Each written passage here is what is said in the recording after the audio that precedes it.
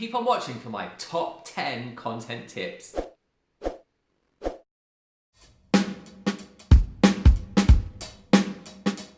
Hey guys, welcome back to my channel. Welcome back to the world of Craig. How are you?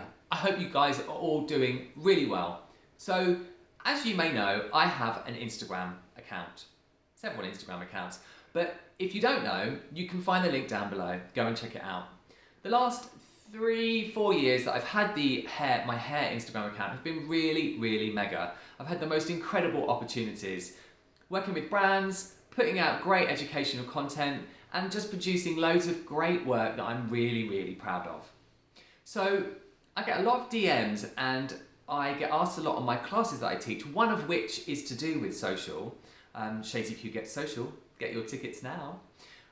I get asked a lot about how to produce really great, clickable content. And this video is just that. I'm going to share with you guys my top 10 content tips.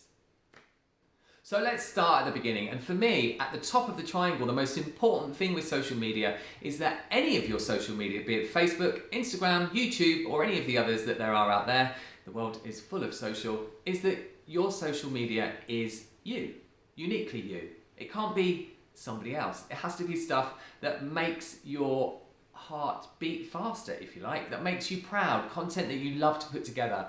Yes, a lot of our content is day-to-day in the salon. It will be photographs of clients or maybe something to do with a product, but it has to be uniquely you. You have to put your spin on it. And really, as social media is moving on and changing, and we're going to get into that later on in this video, but social media is changing rapidly, especially Instagram. It has to be uniquely you. It has to be your voice and genuinely you. So number 2 is all about light. Lighting is really important to the content that you're going to produce. I'm sat here now talking to you guys with 2 huge great big lights in front of me. And I wouldn't be sat here if there wasn't 2 great big lights in front of me. Everybody needs to be well lit. And the hair that you are photographing, videoing, etc. needs to be well lit. Now there are two main schools of thought here. The first one is a ring light. Pretty standard now in our industry. A lot of people use them. And the second one is natural light. Now, if you take my content, for example, if I do shine lines, we're going to pop up a picture here somewhere around me. If I take shine line pictures, then that's using overhead light in the salon lighting. And if I take a picture of somebody standing up, a model, a client, a muse, or video content, then that will have a ring light. I will be using a ring light for that. Neither of them is wrong or better than the other. It's just what your personal preference is for. I work in a basement. There isn't a lot of natural light. Well, there isn't any natural light actually. So I need to utilize the light that I have. Now you may live and work in a country where it's warm and sunny all year round, and that's great because then you can use the natural light if that is your preference. You may want to photograph your clients outside and use a feature wall or some really cool graffiti or your shop front as the background. Now, there's no rights or wrong when it comes to lighting. It really is just a case of making sure that the content that you're photographing, capturing, is well lit. Number 3, it's all about knowing what you want from your socials and speaking to the people that you want to speak to. Are you a local business and you want to attract people in the local area? Or do you want to get involved with brands? Do you want brand involvement and maybe to become an ambassador for a brand? If that's so, then obviously you want to tag accordingly and produce perhaps the sort of work that they might find attractive and obviously using that brand's products. Or is it quite simply that you want to have an Instagram feed that you can use in the consultation process? How nice is it? I mean, I love it personally when a new client comes in, maybe somebody from Instagram, that's family on Instagram, and they bring in my pictures and we can sit and look through my feed and go through exactly what it is they want to do with their hair. So decide, sit down, put some thought into it, think about who you want your audience to be and what you want your Instagram to say, or any other social for that matter, what you want it to say, and think about that kind of mission statement and that brand statement, and then stick with it. And that should bring you what it is you want from your socials. Moving on to number 4, Instagram stories. Now, did we think a few years ago that Instagram stories would be getting more engagement in the grid? Well, it's true, they are. And by 2020, Instagram stories will be viewed way more than the grid. And the grid is obviously always going to be there, but Instagram's moving on. Socials move on, and Instagram has moved on. So what does this mean for you guys? Well, it means that if you're not already posting stories and you want to get engagement through the gram, then you have to start posting stories.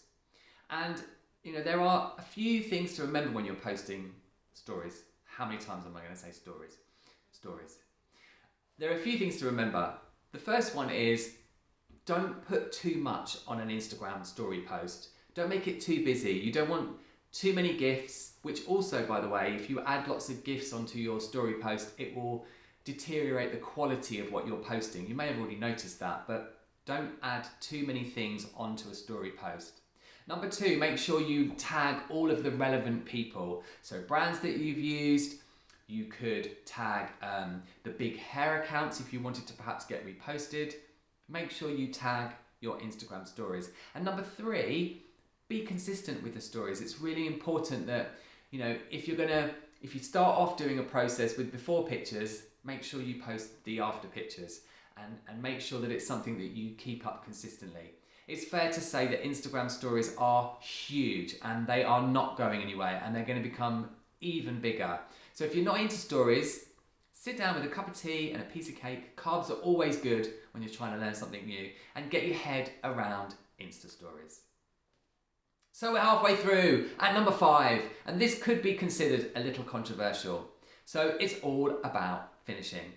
In my opinion, there are 2 different finishes that work for content, for when you're capturing pictures of your beautiful hair that you have created. And that is either smooth and sleek and straight, or wavy. Now, why do I say that? Well, if you've spent a lot of time creating something that's stunning, often hair colour, my account features a lot of hair colour, and I know that a lot of hairdressers, colourists that are watching this, hairstylists that are watching this, you'll also do a lot of colour. Colour is huge. But if you're capturing content of that, you want to show it off to its best advantage. And sleek hair obviously captures the light and you can produce shine lines, and wavy hair also has a structure to it, so it produces really beautiful shine lines. Now, don't get me wrong, you can produce hair that is textured, and there is a real movement now with Instagram and content to hair that is very textured and has a lot more texture to it, has an unfinished, undone look, which is great. But in my opinion, curly blow dries, sausagey, you guys, I'm sure you guys know what I'm talking about. When the hair is perhaps not dressed out as much as it could be, you need to break up those sausages, break up those curls and waves, and that will give you loads of shine, loads of reflection, and it always photographs a lot better. So, number 6. Now, this is something I am quite vocal about on the other account that I run, which is called Yes We Collab. Do you know what Yes We Collab is? Are you following us? Well, Yes We Collab is all about your work. It's a non-profit account that reposts your work. And yes, we repost, excuse me, put my teeth back in, we repost everyone's work. Yes, everyone's work. And there's no advertising, there's nothing going on behind the scenes, so to speak. It's just all about all of us together. Now on Yes We Collab, I do mention quite a lot, and I have mentioned it on my own Instagram. Please guys, please, when you're creating content, take your client's gown off. Nobody, not even a supermodel looks good in a black nylon square with a logo on the front of it. It makes everybody look completely shapeless, and also it detracts from the beautiful hair that you have created. Now, joking aside and getting a little bit serious here, if you do want to get reposted on the big main accounts, things like Main Addicts and American Salon and Beauty Launchpad, they will not repost your work if the client is wearing a gown, okay? So please, please, please take your client's gowns off. Dun dun dun! Number 7 is something that's going to create an awful lot of controversy. Well, I mean, who cares? You've got to put it out there. And I want to be completely honest with you guys and completely transparent. That's what I've always been about, and that's what I will continue to be about. So let's get back to number 7. Number 7, it's about tweaking your content. What does that mean? It's about editing photographs. Now, I'm going to be totally real with you guys. Do I edit my photographs? Of course I do, yes. As I've already told you, I work in a basement. Sometimes a photograph might look a little bit dark. Do I make it slightly lighter? Yes, I do. Sometimes I might do something that's very sleek and there may be one hair that is sticking up on the top of my client's head. Do I remove that hair? Yes, I do, because I want the image to look clean. Do I think that you should oversaturate or undersaturate an image? No, I don't, because that will change the colour of the hair colour in that image, if that makes sense. But everybody, and I mean almost everybody out there, does tweak their images. So you probably see a lot of images on Instagram that have white backgrounds, and they have very bright white backgrounds. Well, that has been tweaked. That is something that's been put into Facetune or any other app, and then the background has been whitened. And that's a very, very mainstream thing now really to do with hair pictures, is to create that very crisp white background. It's not something that I do, but it is something that happens a lot, and it's perfectly fine. So here's something to think about, and something we talk about in one of my classes. Now, we see lots and lots of images. We buy products to use on our clients from hair care companies.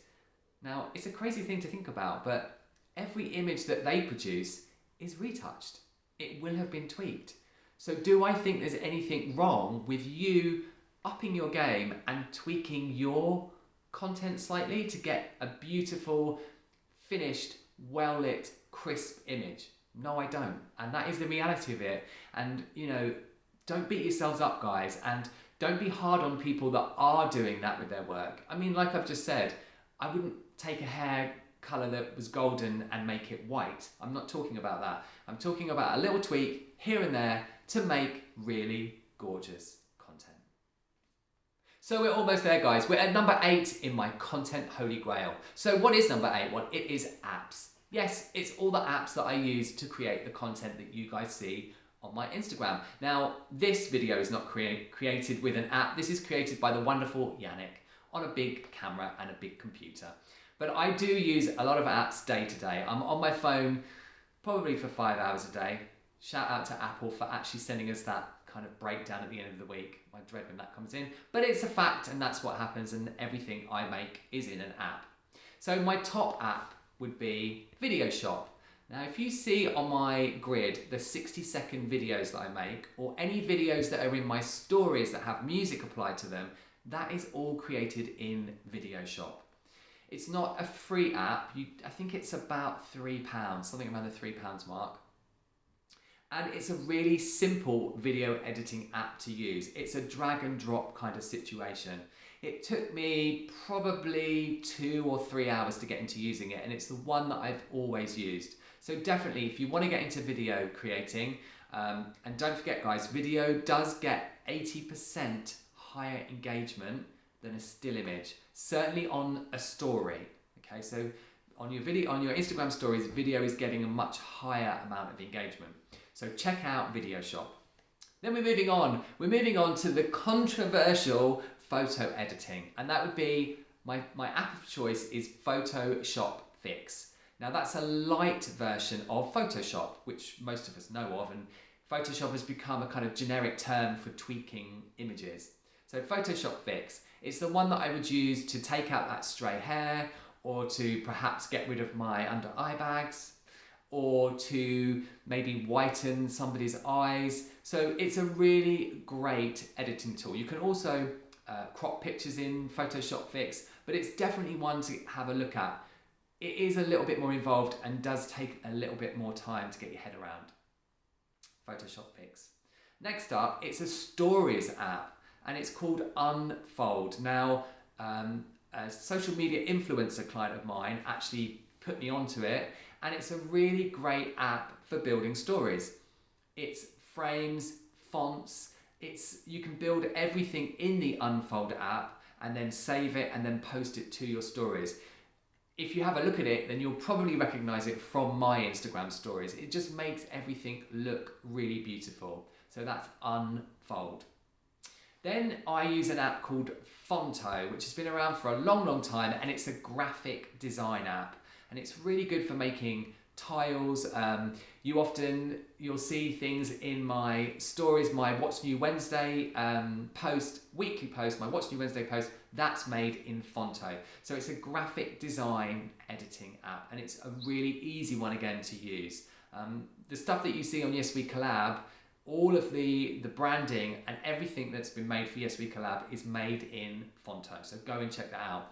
And lastly, I often get asked how I put different typeface on my Instagram copy posts. And that is through an app called Fonts Pro.